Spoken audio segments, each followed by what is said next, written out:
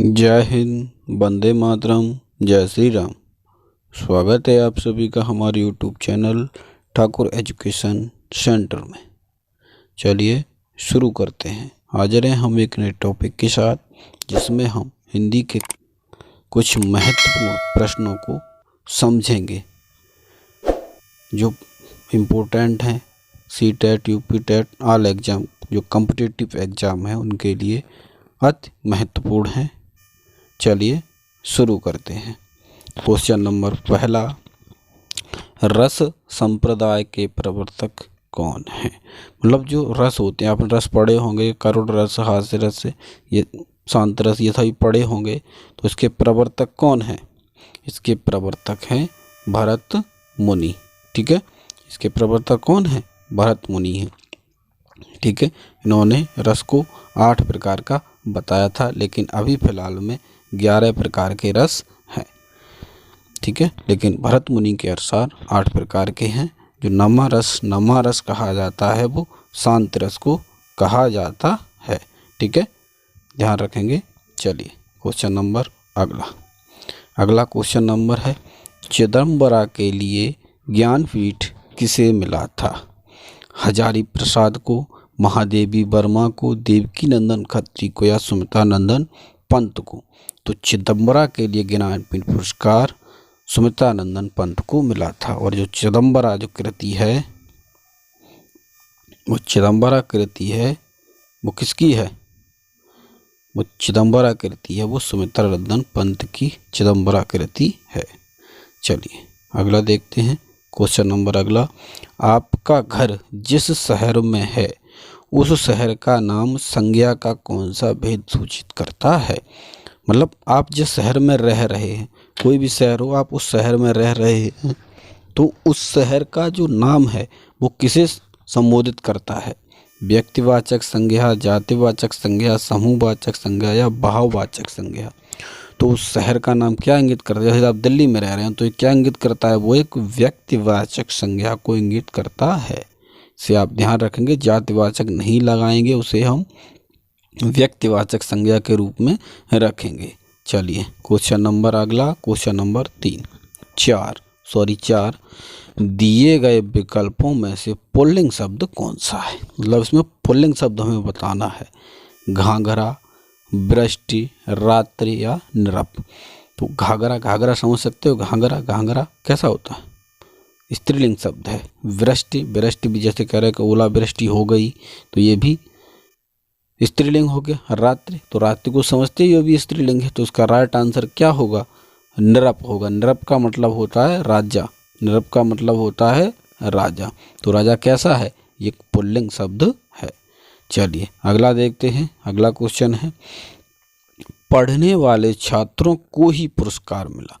मतलब पढ़ने, और जो अंडरलाइन खिंचा हुआ है, बताना है ये कैसा है। कर्ता, अपादान, अधिकरण, कर्म। मतलब कैसा कारक है ये? ठीक है, इस वाक्य में कैसा कारक है? तो कर्ता, अपादान, अधिकरण, कर्म। तो कैसा कारक है ये? कर्म कारक है, क्योंकि पढ़ने वालों को, कर्ता ने कर्म का क्या होता है सिंबल? को। तो ये किसका है? कर्म को। तो इसका राइट आंसर क्या होगा? कर्म, ऑप्शन नंबर डी। चलिए अगला देखते हैं। अगला क्वेश्चन नंबर 6, संचारी भाव कितने प्रकार के होते हैं? मतलब जो संचारी भाव होते हैं रसों में, एक मुख्य भाव होता है और एक संचारी भाव होता है। तो संचारी भाव जो होते हैं वो 33 होते हैं, और स्थायी भाव होते हैं वो कितने होते हैं? वो 11 होते हैं। ध्यान रखेंगे, जो संचारी भाव होते हैं वो 33 होते हैं। चलिए अगला देखते हैं। अगला क्वेश्चन, भक्ति सुधा में कौन सा समास है? भक्ति सुधा का मतलब होता है अमृत। सुधा भक्ति रूपी अमृत। मतलब जो किसी का वो बता रहा है, तो इसका मतलब ये कैसा है? यह है कर्म धारण समास, क्योंकि विशेषता बता रहा है। सुधा की मतलब अमृत की विशेषता बता रहा है, तो इसीलिए कर्म धारण समास होगा। चलिए क्वेश्चन नंबर अगला, ये जो चिन्ह दिया हुआ है विराम चिन्ह प्रयुक्त होता है। ये विराम चिन्ह किस में प्रयुक्त होता है? विराम चिन्ह में, तुल्यता सूचक में, लाघव चिन्ह में या संयोजक में। तो संयोजन का तो ऐसा होता है, ठीक है। लाघव में बिंदी सी होती है और तुल्यता में बराबर है। तो ये जो दिया हुआ है वो कैसा है? विराम चिन्ह को तो जानते सीधा होता है, तो ये कैसा है? ये तुल्यता सूचक शब्द है। जो बराबर का दिया हुआ है ये तुल्यता सूचक शब्द है। चलिए क्वेश्चन नंबर अगला क्वेश्चन है, किस रस को रसराज कहा जाता है? मतलब हमारे अभी 11 रस हैं, तो उसमें जो रसराज है उसे किसे कहा जाता है? रौद्र रस को, भक्ति रस को, श्रृंगार रस को या करुण रस को? तो रसों का राजा या रसराज श्रृंगार रस को कहा जाता है, ठीक है। श्रृंगार रस को कहा जाता है। जहाँ पे नायक और नायिका का मिलन या विचरण होता है वहाँ पे श्रृंगार रस होता है। ईदगाह के रचनाकार हैं, मतलब जो ईदगाह कृति है वो किसने लिखी है? भारतेंद्र हरिश्चंद्र, रामचंद्र शुक्ल, हजारी प्रसाद या प्रेमचंद? तो जो ईदगाह कृति है वो प्रेमचंद ने लिखी है। उन्होंने बहुत सी रचनाएं लिखी हैं। गोदान, गबन, ये उन्होंने उपन्यास लिखे हैं और मंगलसूत्र लिखा है जो इनका अधूरा उपन्यास कहा जाता है, ठीक है। इन्हें कहानी सम्राट भी या कथा सम्राट भी प्रेमचंद्र को कहा जाता है। चलिए क्वेश्चन नंबर अगला, शयन का संधि विच्छेद होगा, मतलब जो शयन है इसका संधि विच्छेद क्या होगा? सयधन अन, सयधन अन, सहाय अन, सहाय प्लस अन या सा प्लस अन? तो शयन का संधि विच्छेद होगा सय अन। जैसे तुमने पवन का पढ़ा होगा, पवन, पवन का होता है प धन अन। तो कैसा है ये अयाद संधि में आता है, प धन अन। ये कैसे है? अयाद संधि में आता है। चलिए क्वेश्चन नंबर अगला 12, गिल्लू के रचनाकार कौन है? मतलब जो गिल्लू रचना है वो किसने लिखी है? हजारी प्रसाद ने, मैथिली शरण गुप्त ने, केशव दास ने या महादेवी वर्मा ने? तो जो गिल्लू रचना है वो महादेवी वर्मा ने लिखी है, ठीक है। महादेवी वर्मा ने लिखी है। चलिए अगला क्वेश्चन देखते हैं। अगला क्वेश्चन है, बर जीते सर मैन के ऐसे देखे मैन, हरिणी के नैनान ते हरिणी के ये नैन। मतलब वजीरे सर मैन के ऐसे देख, मतलब उस पंक्ति में कौन सा अलंकार है हमें ये बताना है। इस पंक्ति में कैसा अलंकार है?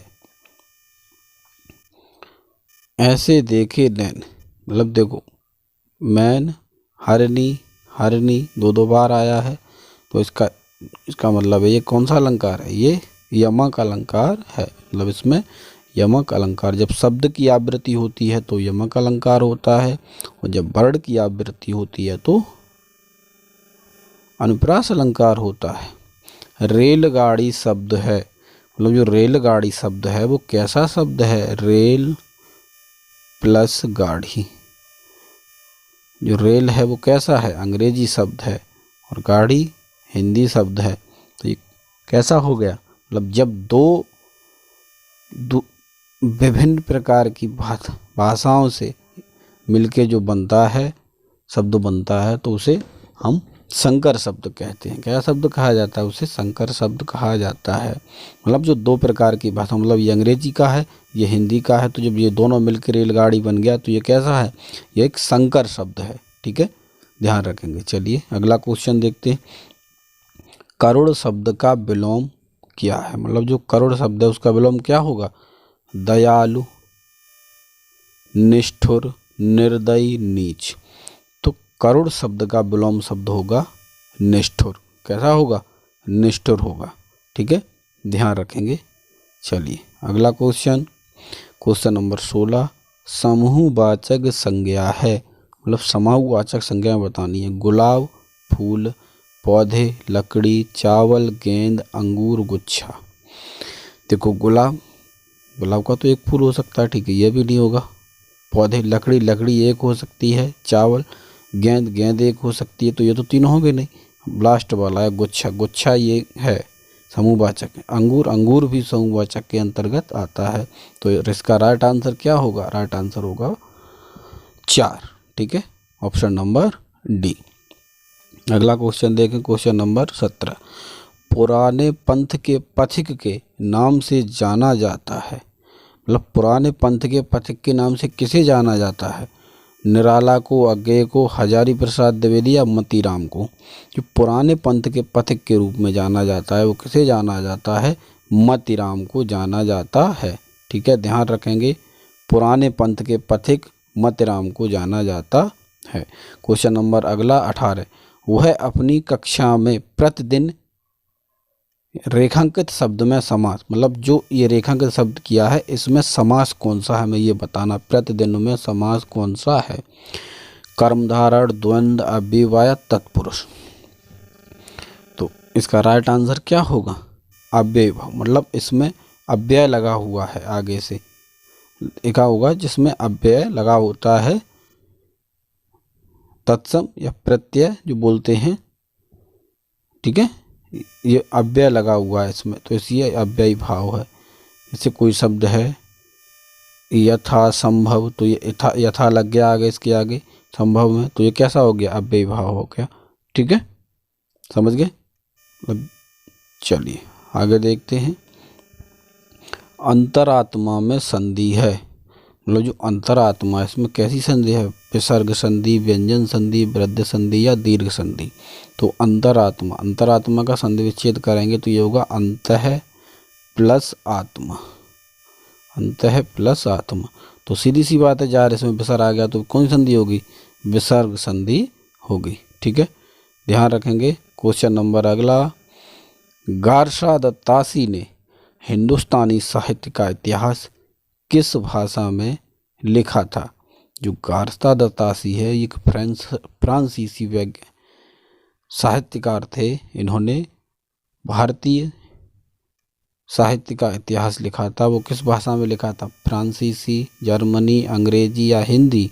तो उन्होंने जब ये फ्रांस के थे उन्होंने फ्रांसीसी भाषा में हिंदी साहित्य का इतिहास लिखा था।